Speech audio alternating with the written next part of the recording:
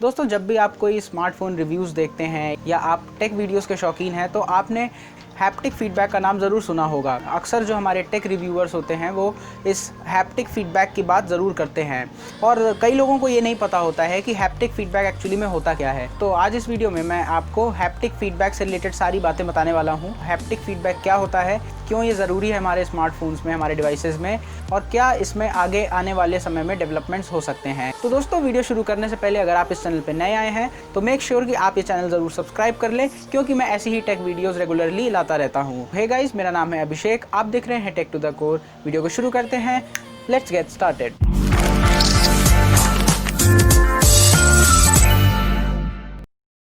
दोस्तों, haptic feedback simple भाषा में अगर मैं समझाऊं तो इसका मतलब ये होता है कि जब आप किसी दूसरे पर्सन को टच करते हैं तो उसकी बॉडी एक आपको रिस्पांस देती है। एक तो आपने जब उसको टच किया तो आपकी बॉडी पे जो एक सेंसेशन आपको फील हुआ कि आपने उसको टच किया, और एक सेंसेशन वो होता है कि जो दूसरे पर्सन की बॉडी है, जब आपने उसको टच किया तो वो बॉडी भी एक पर्टिकुलर तरीके का आपको रिस्पांस देती है, जिसको हम लोग हैप्टिक फीडबैक कह सकते हैं। जब आप किसी चीज़ को टच करते हो और वही चीज़ दोबारा से आपको वापस एक सेंसेशन देती है, जिससे आपको सामने वाली बॉडी से एक रिस्पांस पता चलता है, और उससे आप अंदाज़ा लगा सकते हैं कि वो जो सेंसेशन है वो किस मूवमेंट से आई है। जब आप अपने फ़ोन को टच करते हैं तो क्योंकि आपका जो फ़ोन है वो एक टच स्क्रीन बेस्ड फ़ोन है और उसमें और कोई ज़रिया नहीं है कि आपको फीडबैक मिले कि जहां आपने क्लिक किया है वो एक्चुअली में क्लिक हुआ है या नहीं, या वो ठीक से काम कर रहा है नहीं, तो उसके लिए हैप्टिक फीडबैक का होना ज़रूरी है। आपको तभी पता लग सकता है कि जब आपने किसी ऑप्शन को टच किया है तो वो किस तरीके का रिस्पांस आ रहा है, जो आपको आपकी फिंगर्स पे फील होता है, ये हैप्टिक फीडबैक होता है। अब फ़ोन्स में जो हैप्टिक फीडबैक होता है वो ज़्यादातर वाइब्रेशन जो मोटर्स होती हैं आपके फ़ोन की, तो वो उससे ये हैप्टिक फीडबैक आपको प्रोवाइड किया जाता है। फॉर एग्जांपल, जब आप अपने फ़ोन को स्विच ऑफ करने वाले होते हैं तो आप अपने फ़ोन के पावर बटन को लॉन्ग होल्ड करते हैं, और वो लॉन्ग होल्ड आप तब तक करते हैं जब तक वो वाइब्रेट नहीं हो जाता है आपका फ़ोन, और उसके बाद वो पावर से रिलेटेड जो ऑप्शंस हैं कि रिबूट करना है या शट डाउन करना है, वो ऑप्शंस आपको सामने नज़र आ जाते हैं। तो ये एक बहुत ही सिंपल एग्जांपल है कि कैसे हैप्टिक फीडबैक्स यूज़ होते हैं आपके स्मार्टफोन्स में, आपके मोबाइल फ़ोन्स में। इसी तरह जब आप अपने फ़ोन को वापस से स्विच ऑन करने वाले होते हो तो भी आप अपने पावर बटन को लॉन्ग होल्ड करते हैं, और आप तब तक लॉन्ग होल्ड करते हैं जब तक एक वाइब्रेशन आपको नहीं फील हो जाता है, और उसके बाद आप अपने पावर बटन को छोड़ देते हैं, क्योंकि अब आपको पता चल गया है कि वाइब्रेट हो गया है क्योंकि फ़ोन, तो अब ये पावर ऑन इसकी हो जाएगी। अब आप कई तरीक़ों से सोच सकते हैं कि ये जो हैप्टिक फीडबैक है ये आपकी डिवाइसेस में अलग अलग तरीके से यूज़ होता है। जैसे अगर आप पबजी खेल रहे हैं तो अगर आपके फ़ोन में हैप्टिक फीडबैक मान लीजिए नहीं है, तो जब आप अपनी बंदूक से शूट करेंगे तो आपको कोई भी ऐसा फील नहीं होगा कि हाँ आप गोली चला रहे हैं, या अगर आप अपनी स्क्रीन को ध्यान से नहीं देख रहे हैं तो आपको ये भी नहीं पता चलेगा कि जहाँ पे आपने जो गन है उसको जहाँ शूट किया वो सही जगह लगी है या नहीं। ये आपको नहीं पता चलेगा अगर आपके फ़ोन में हैप्टिक फीडबैक नहीं होगा। जब आपके फ़ोन में हैप्टिक फीडबैक होता है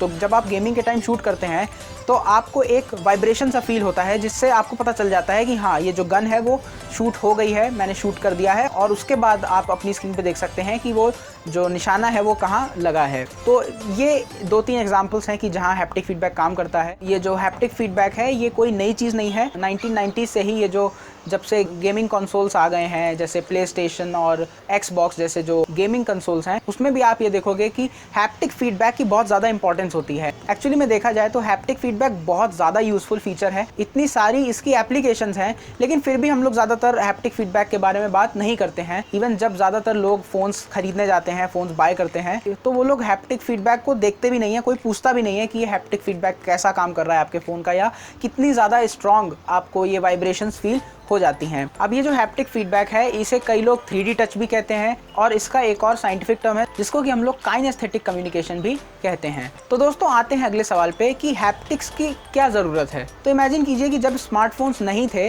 तब तो ऐसी हैप्टिक फीडबैक की बहुत ज़्यादा ज़रूरत नहीं थी, एक्सेप्ट कि जो गेमिंग कंट्रोलर्स आते थे उसको छोड़ दें तो बाकी किसी भी और ऑब्जेक्ट में ज़्यादा हैप्टिक फीडबैक की ज़रूरत नहीं होती थी, क्योंकि अगर आप अपने कीबोर्ड से टाइप कर रहे हैं तो आपको वो फिजिकली फील होता है कि आप अपने कीबोर्ड को टच कर रहे हैं, और वो फिर जो कीज़ हैं उसकी वो अंदर जाती हैं और फिर ऊपर आती हैं, तो ये चीज़ें आपको फील होती थी। वैसे ही जो बटन वाले फ़ोन्स होते थे उसमें भी जब आप बटन क्लिक करते थे तो आपको एक नॉर्मली रिस्पांस मिल जाता था, तो इसीलिए हैप्टिक फीडबैक की उतनी ज़्यादा ज़रूरत नहीं थी। लेकिन जब हम टच स्क्रीन फ़ोन्स की बात करते हैं तो वहाँ पे हमें सिर्फ एक ही सेंसेशन फील होता है, जो है स्लाइड करने का आपकी स्क्रीन पे, जो कि उतना ज़्यादा इंटरेक्टिव नहीं है, उतना ज़्यादा आपको मज़ा नहीं आएगा, स्पेशली जब आप गेमिंग करते हैं। तो हैप्टिक फीडबैक आपको एक 360 डिग्री रिस्पॉन्स देता है। आपको विजुअल और ऑडियो में जो नहीं मिलता है वो आपको हैप्टिक फीडबैक से मिल सकता है, जो कि इसका एक बहुत बड़ा एडवांटेज है। अब कई लोग सोच रहे होंगे कि ये जो हैप्टिक्स है ये तो सिर्फ वाइब्रेशन मोटर की ही बात हो रही है यहाँ पे, तो हम लोग इसको सिंपली वाइब्रेशन का ही फीडबैक क्यों नहीं कह देते हैं। तो ऐसा नहीं है।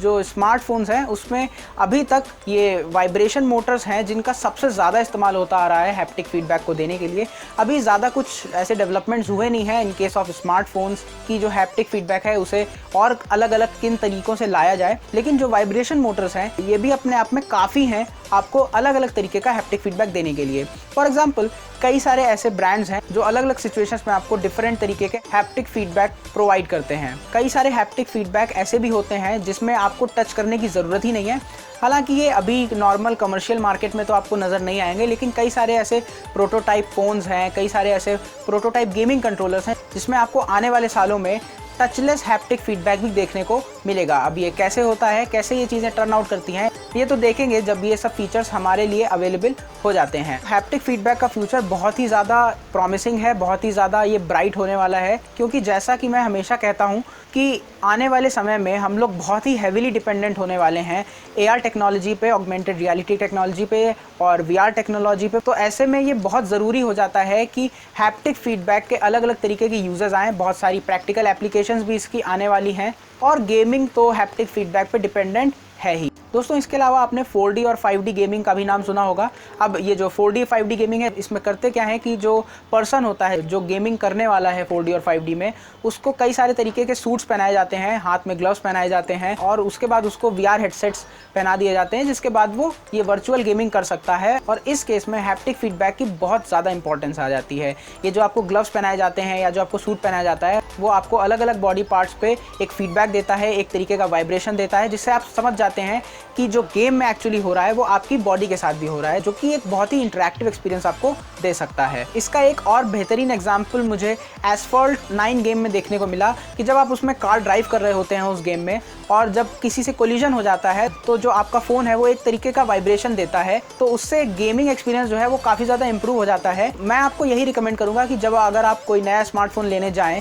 तो उसमें आप ज़रूर हैप्टिक फीडबैक को देख लें। आप देख लें कि वाइब्रेशन मोटर्स उसकी कैसी काम कर रही हैं। अगर आप गेमिंग के शौकीन हैं तो आपको और भी ज़्यादा ध्यान देना चाहिए हैप्टिक फीडबैक पे। तो दोस्तों ये थी एक छोटी सी वीडियो जिसमें मैंने आपको हैप्टिक फीडबैक का कंसेप्ट समझाया है और इसके यूजर्स बताए हैं। आप भी मुझे कमेंट सेक्शन में बताइए कि कौन कौन सी ऐसी चीज़ें हैं जिसमें आप हैप्टिक फीडबैक को देखना चाहेंगे या आप पसंद करेंगे कि उसमें हैप्टिक फीडबैक आए। ये वीडियो अगर आपको अच्छा लगा हो तो इसे ज़रूर लाइक करें और इसे शेयर भी करें अपने फैमिली और फ्रेंड्स में। और ऐसे ही इंटरेस्टिंग टेक वीडियोस देखते रहने के लिए इस चैनल को ज़रूर सब्सक्राइब करें और नोटिफिकेशन बेल आइकन भी ज़रूर दबाएं, ताकि जब भी हम कोई नई वीडियो अपलोड करें तो आपको फटाफट अपडेट मिल जाए। इसके अलावा आप मुझे फॉलो कर सकते हैं मेरे सोशल मीडिया हैंडल्स पे, जिसके लिंक्स आपको डिस्क्रिप्शन में मिल जाएंगे और हमेशा की तरह आपको आपकी स्क्रीन पे भी नज़र आ जाएंगे। मिलते हैं नेक्स्ट वीडियो में, तब तक के लिए गुड बाय।